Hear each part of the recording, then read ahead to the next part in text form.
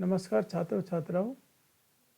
अपने जो पिछली कक्षा में देखा था राजनीति विज्ञान के अध्ययन के लिए इतिहास की उपयोगिता, और आज अपन देख रहे हैं राजनीति विज्ञान के अध्ययन के लिए अर्थशास्त्र की उपयोगिता।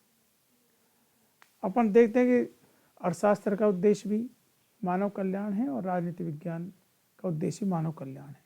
दोनों के एक दूसरे के लिए बेहद महत्व है। और अर्थशास्त्र के संदर्भ में तो आप जानते ही हैं कि अर्थशास्त्र कितना हमारे जीवन में महत्व है। तो अर्थशास्त्र का संबंध व्यक्ति के आर्थिक क्रियाकलापों से होता है।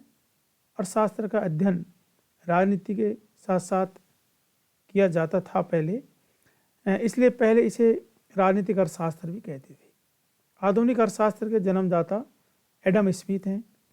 आधुनिक राज्य लोक कल्याणकारी राज्य माने जाते हैं, जिसके मुख्य काम आर्थिक हैं। जितने भी लोक कल्याणकारी समस्त लोक कल्याणकारी राज्य हैं, एक तरीके से इनका सबका जो मुख्य कार्य है वो आर्थिक है। कई देशों में दोनों के अध्ययन की एक ही संस्था है। जैसे इंग्लैंड में देखते हैं अपन London school of economics and political science, और कनाडा के संदर्भ में देखेंगे तो Canadian school of economics and political science. Bharat के संदर्भ में भी दिल्ली में एक school of economics and political science स्थापित है। अपन आगे देखते हैं कि आर्थिक जो असंतोष होते हैं वो राजनीतिक क्रांतियों को जन्म देते हैं। राजनीतिक क्रांति के पीछे किसी न किसी रूप से आर्थिक कारण रहते हैं, और हम देखते हैं कि उदारवाद, समाजवाद, साम्यवाद, फांसीवाद, ये जो विचारधाराएं रही हैं, इन सब विचारधाराओं के पीछे भी आर्थिक आधार होते हैं। कौटिल्य ने जो राजनीति पर जो प्रसिद्ध पुस्तक लिखी थी उसका नाम भी अर्थशास्त्री है। तो हम ये समझ गए हैं कि दोनों का उद्देश्य मानव कल्याण है, एक का राजनीतिक तो दूसरे का आर्थिक।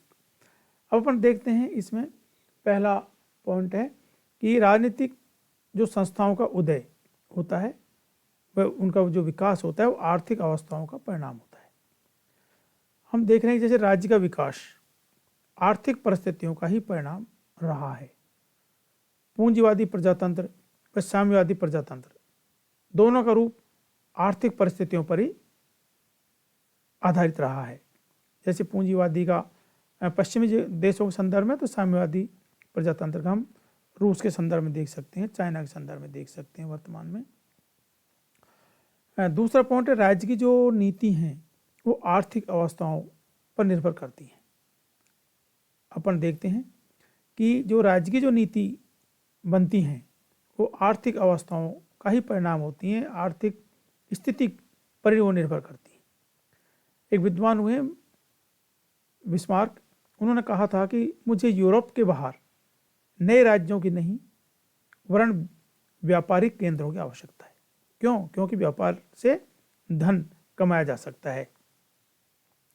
तो उन्होंने क्लियर कहा था बिस्मार्क ने कि मुझे यूरोप से बाहर नए राज्यों की कोई आवश्यकता नहीं है, मुझे व्यापारिक केंद्रों की आवश्यकता है। आर्थिक समानता के लक्ष्य को प्राप्त करने के लिए समाजवाद तथा आर्थिक क्षेत्र में मिश्रित अर्थव्यवस्था की नीति को अपनाया गया। क्योंकि एक महत्वपूर्ण जो हमारे सामने जो समस्या है, पहले भी थी, आज भी और भविष्य में भी रहेगी, समानता की, आर्थिक समानता की। तो इस आर्थिक समानता के उद्देश्य को प्राप्त करने के लिए राज्यों ने अपने अपने तरीके से अपने स्वरूप को स्थापित किया। किसी देश में समाजवाद आया इस आर्थिक जो असमानता को समाप्त करने के लिए, तो कहीं मिश्रित अर्थव्यवस्था अपनाई जहाँ निजी क्षेत्र और सार्वजनिक क्षेत्र दोनों को महत्व दिया गया। तीसरा जो हमारा पॉइंट आता है राजनीतिक घटनाएं आर्थिक गतिविधियों के परिणाम, अर्थात जितनी भी जो राजनीतिक घटनाएं होती हैं वो किसी न किसी रूप में आर्थिक गतिविधियों के परिणाम स्वरूप ही होती हैं वो घटनाएं। जैसे हम देखते हैं 1922 में जो मुसोलिनी है उसने सत्ता प्राप्त की थी। 1930 की जो विश्वव्यापी जो आर्थिक मंदी हुई थी, उस आर्थिक मंदी का फायदा उठा करके हिटलर का उदय हुआ था और द्वितीय विश्व युद्ध की भूमिका तैयार की थी। अब साम्राज्यवाद के पीछे भी यही जो आर्थिक गतिविधियों के ही परिणाम हैं, उपनिवेशवाद के पीछे भी यही है, और साम्यवाद जैसी विचारधाराओं की उत्पत्ति का प्रमुख कारण भी आर्थिक गतिविधियां ही हैं। अब अपन देखते हैं राजनीति विज्ञान की अर्थशास्त्र को देन। राजनीति विज्ञान कि अर्थशास्त्र को क्या देन है। तो इसमें अपन पहला पॉइंट देखते हैं, अर्थव्यवस्था प्रशासनिक स्तर पर निर्भर। किसी भी देश की जो अर्थव्यवस्था होती है वो उस देश की जो प्रशासनिक व्यवस्था है उसके ऊपर आधारित होती है। यदि वहाँ की प्रशासनिक व्यवस्था ईमानदार है, कार्यकुशल है, सक्षम है, पारदर्शिता उसमें है और कर्तव्यनिष्ठ है, समर्पित है और समर्पित भाव से प्रशासनिक स्तर के अधिकारी कार्य करते हैं, तो वहाँ की अर्थव्यवस्था निश्चित रूप से अच्छी होगी।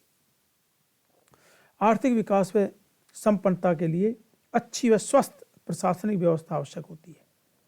धीमे आर्थिक विकास का प्रमुख कारण प्रशासनिक तंत्र की अकुशलता होती है। दूसरा पॉइंट है, अर्थव्यवस्था राजकीय नीतियों पर निर्भर। किसी भी देश की वहाँ की अर्थव्यवस्था है वो वहाँ की राजकीय नीतियों पर निर्भर करती है। जैसे भारत के संदर्भ में हम देखते हैं कई बार जो RBI के गवर्नर नियुक्त हुए थे, उन गवर्नरों की जो नीति थी, जो सोच थी, जो उनके सिद्धांत थे, वो जो अर्थव्यवस्था के संदर्भ में जो उन्होंने सलाह भारतीय सरकार को दी थी, वो भारतीय सरकार ने उनकी सलाह नहीं मानी और भारतीय सरकार ने बल्कि उनको पदों से हटा दिया। तो ऐसी स्थिति जब होती है तो निश्चित रूप से ऐसे किसी भी देश की अर्थव्यवस्था अच्छी नहीं हो सकती। और व्यक्तिवादी जो अर्थव्यवस्था है वहाँ व्यक्तियों के हाथों में ऐसी सत्ता होती है, वो व्यक्तियों के हित में ज़्यादा काम करती है। तो समाजवादी व साम्यवादी राज्यों में आर्थिक जीवन पर राज्य का नियंत्रण होता है। राज्य सभी का कल्याण करने के लिए इस प्रकार के कार्य करता है। तो अर्थव्यवस्था पूरी तरीके से राजकीय नीतियों पर निर्भर करती है कि उस देश की नीतियाँ किस प्रकार की हैं और किस प्रकार से वहाँ के शासक उस नीतियों का पालन करवाते हैं। तीसरा जो हमारा पॉइंट आता है, युद्ध का प्रभाव। ये बड़ा महत्वपूर्ण है, युद्ध का प्रभाव। युद्ध का प्रभाव इतना भयंकर होता है किसी देश की अर्थव्यवस्था पर, वहाँ की राजनीतिक व्यवस्था पर और साथ ही साथ पूरे विश्व के देशों पर कि हम उसका आकलन भी नहीं कर सकते। हम उदाहरण के तौर पर देख सकते हैं कि 1962 में भारत चीन युद्ध हुआ था, तो उसका प्रभाव भारत चीन के बीच में दोनों देशों को कितना भुगतना पड़ा। 1965 में 1971 में जो भारत पाक युद्ध हुआ उसकी स्थिति हम दोनों देशों की आर्थिक स्थिति पर देख सकते हैं। जुलाई 1999 में जो करगिल का युद्ध हुआ था उसकी स्थिति भी हम भारत और पाकिस्तान के संदर्भ में देख सकते हैं।